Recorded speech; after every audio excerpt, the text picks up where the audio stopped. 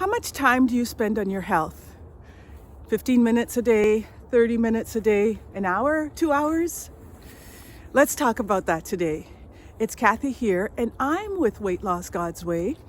And today I feel like I need to apologize on behalf of the health and weight loss industry, because I have been guilty of doing what I find all of us health professionals do, which is we reduce the truth. We don't tell the full truth as far as how long it will take to achieve your health goals. And it's done because we know that if we say you got to put in an hour or 2 hours a day, most people will get afraid and quit. And so we say start with 15 minutes. And this is where I'm guilty. Start with just 15 minutes. There's nothing wrong with that, and it will work. But at some point, you have to realize that 15 minutes a day just ain't going to cut it for you. In fact, this is a part-time job, right? Before you tune me out, hear what I'm saying.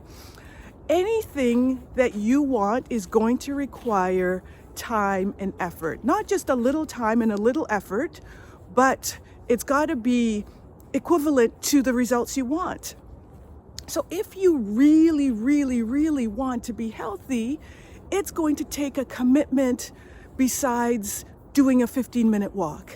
It's going to take time to get in the kitchen and plan your meals. It's going to take time to do your research, to find out what the right foods are for your body.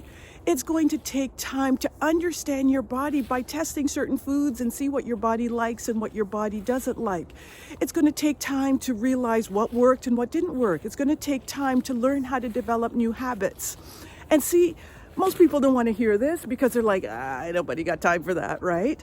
But do you really want it? If it's worth it to you, if you know and believe with every fiber of your being that God has called you to walk in good health, to leave a legacy, to break some of the curses of diabetes, blood pressure, heart disease, joint pain, all of those curses that have plagued your family for generations, then you've got to see this differently.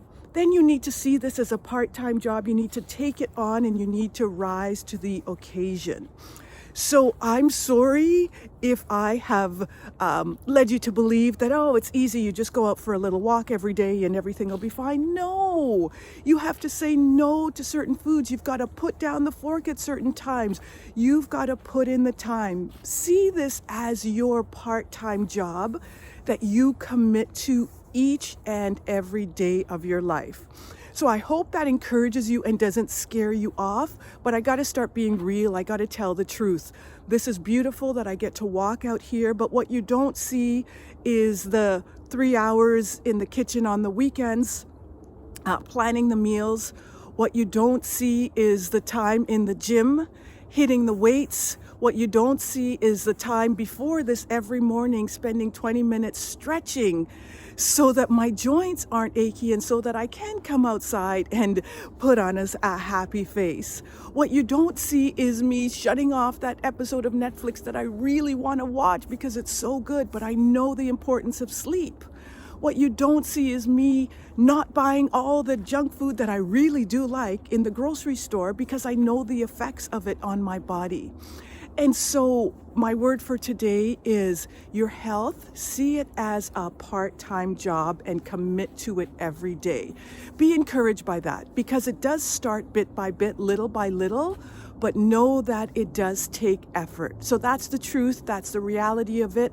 I know you want it, so I know you are going to rise to the occasion and decide what are the other things you're going to give up so that you can have this type of life of feeling good and energized most days of your life. God bless you, and I hope you look forward to my message tomorrow.